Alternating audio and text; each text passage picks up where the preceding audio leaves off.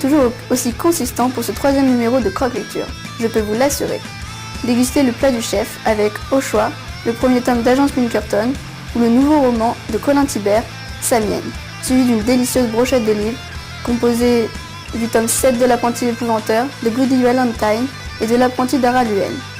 Nous continuerons bien évidemment par les romans publiés en mars 2010, un panel de choix, avec L'effet Justine, Van Gogh, Si par hasard c'était l'amour, La cérémonie d'hiver et enfin Les âmes croisées. Puis, je vous présenterai en compagnie de Clément et Valentin les sorties les plus alléchantes du mois de mars 2010. Pour finir, nous clôturons ce journal par une citation d'un livre de Michel Honnecker, Terre Noire.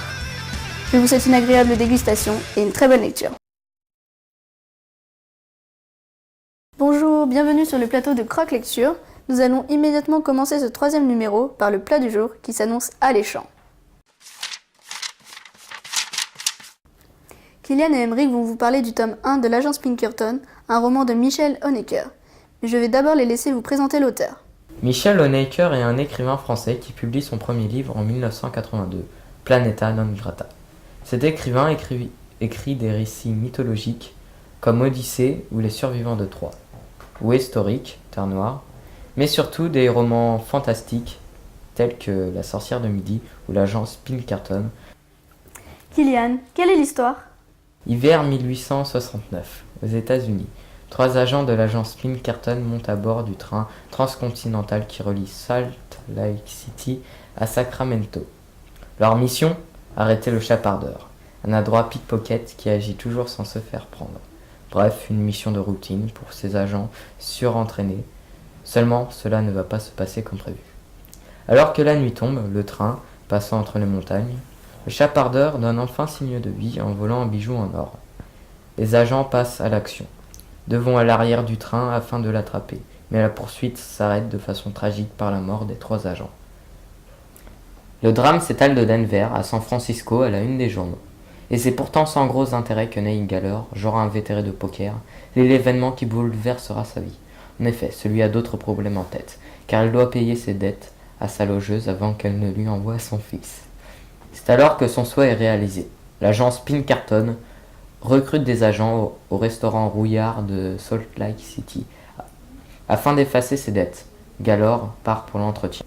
Il est examiné par l'agent Jack Harper qui lui dit de revenir à la tombée de la nuit pour lui faire part de ses résultats. Lorsqu'il revient, il apprend qu'il est engagé avec 3 autres coéquipiers. Ellie Hems, une jeune femme style garçon manqué. Armando, un Navarro rejetant ses origines, ainsi qu'un mystérieux fermier appelé Dul. Harper leur explique que leur première mission est d'arrêter le chapardeur qui sévit depuis trop longtemps sur le transcontinental. Et leur donne rendez-vous le lendemain à la gare afin de prendre le train. Gaylor paye enfin sa dette. Puis, après avoir quitté son logement, part au saloon afin de se rassasier. C'est alors qu'il voit Dul, son coéquipier, à une table de poker, en train de miser tapis, y compris sa prime d'engagement. Puis, l'incroyable se produit. Simultanément, les cartes de ses adversaires prennent feu. Malgré la protestation des joueurs, Dul gagne et remporte la mise. Le lendemain, les agents se retrouvent à la gare et montent à bord du transcontinental. Après quelques heures de voyage, le chapardeur se manifeste enfin. Les agents passent alors à l'action. Gallor et Ellie partent à l'arrière du train afin d'attraper le voleur. Arrivé en queue du train, il n'y a personne. Gallor a alors la bonne idée de monter sur le toit du train. Il y voit le voleur et après une courte bagarre, il l'arrête. À la gare, les agents sont accueillis en héros. Le voleur est condamné, mais quelque chose cloche. En effet, comment des agents surentraînés auraient pu être tués alors que des amateurs ont réussi à l'attraper sans souci? Et sinon, Emeric, quel est ton avis sur le livre ? Ce roman est vraiment intéressant. Tout d'abord, j'ai bien apprécié la couverture mystérieuse réalisée par Benjamin Carré qui m'a donné l'envie de lire. On y trouve tous les ingrédients qui constituent un excellent western.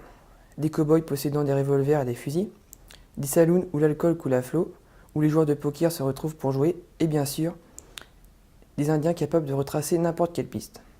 Ce roman mêle plusieurs genres littéraires. Tout d'abord, c'est un roman historique.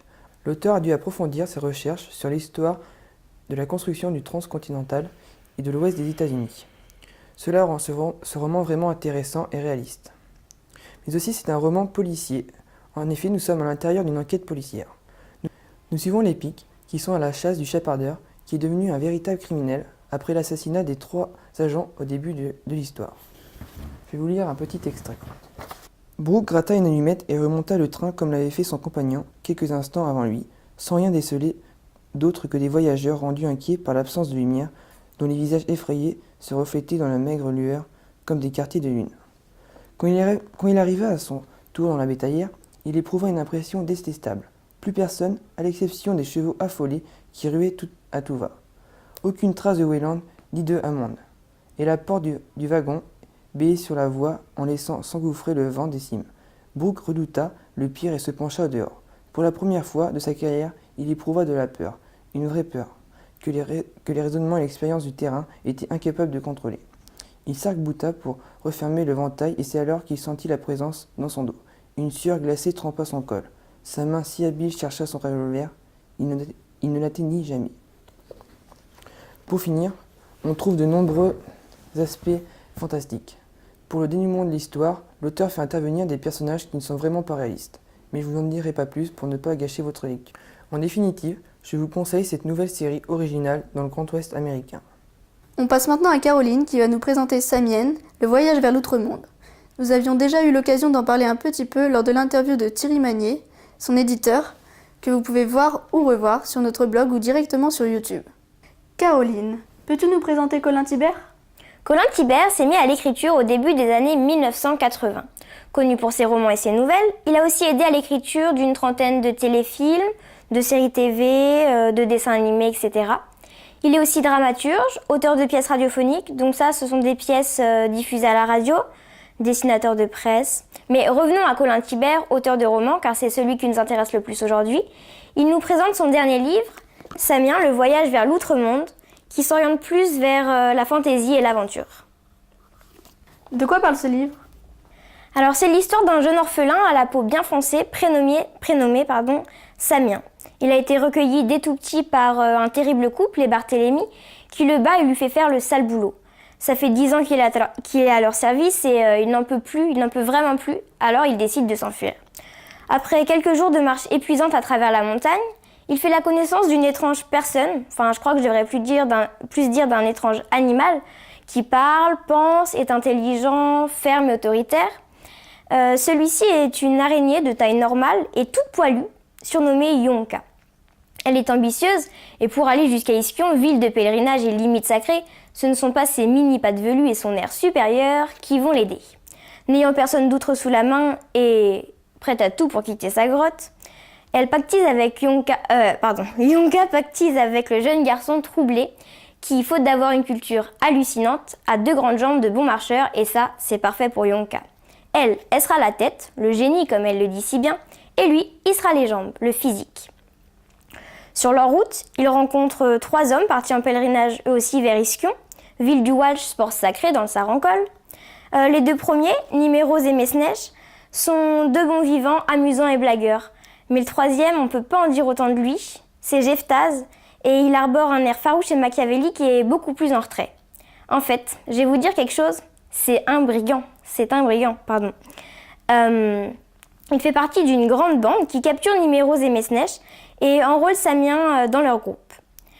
Tout semble mal parti pour lui et pourtant, ce n'est que le début de sa grande épopée. Et qu'en as-tu pensé ? Eh bien, il me semble essentiel de vous l'avouer, les 50 premières pages de ce livre ne m'ont vraiment pas plu. J'arrivais pas à rentrer dedans et je trouvais que ça manquait vraiment d'action. J'avais beau continuer ma lecture, rien n'y faisait et j'ai fini par me dire que l'histoire de Samien n'était vraiment pas faite pour moi. Mais j'ai tiré de ce début de lecture une bonne morale. Ne jamais abandonner sa lecture dès la 50e page, même si l'histoire ne nous plaît pas. La preuve, un excellent rebondissement, une succession d'actions toutes aussi captivantes les unes que les autres, et me voilà lancée sans plus pouvoir m'arrêter. L'auteur fait appel à l'imaginaire, que ce soit dans les noms d'animaux, avec les prapators qui ressemblent à de gros oiseaux, les noms de personnes, Mesnèche, Niméros, Jephthaz, Éphélis et Mélanine, et même Samien, parce que des Samiens, il n'en court pas les rues. Et aussi dans les noms de villes ou de régions, avec Ischion, les Graspies, le Sarancol, etc. Sinon, on retrouve les thèmes du voyage, des conditions de la femme. En effet, les filles de Monsieur Basse, un homme important dans la suite de l'histoire et le doyen des caravaniers, vivent en cage à l'abri des regards. Il y a aussi les thèmes du mariage forcé, avec ces deux mêmes filles contraintes par leur père à épouser deux riches hommes qu'elles n'aiment pas du tout. Le pillage, le vol avec les brigands et les charlatans, etc. Ce sont des thèmes dans l'ensemble assez durs, mais l'ambiance du livre n'est pas du tout noire. Je pense que c'est parce qu'il y a quelques touches d'humour par-ci par-là, et il y a aussi une histoire d'amour. Samien est amoureux de la plus jeune fille de Monsieur Basse, Éphélyde, malheureusement promise à un autre que lui. J'ai trouvé aussi le fond de cette histoire émouvant, car Samien a pris sa vie, son destin en main, alors qu'il était encore très jeune, et c'est lui seul qui en a écrit le cours. Il a su gérer ses peurs, ses angoisses, affronter des épreuves parfois difficiles, mais il en est toujours ressorti plus fort et plus mûr.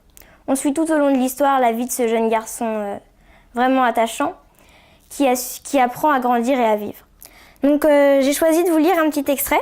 C'est le moment où Samien monte pour la première fois sur une des grosses chenilles, comme on le voit sur la couverture, qui s'avère être le moyen de transport des caravaniers.